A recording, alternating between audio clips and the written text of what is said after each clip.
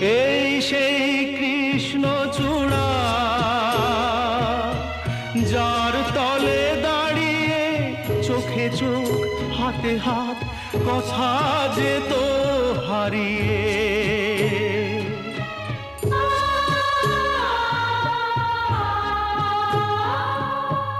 আজ এখানে আমার আশার সমাধি,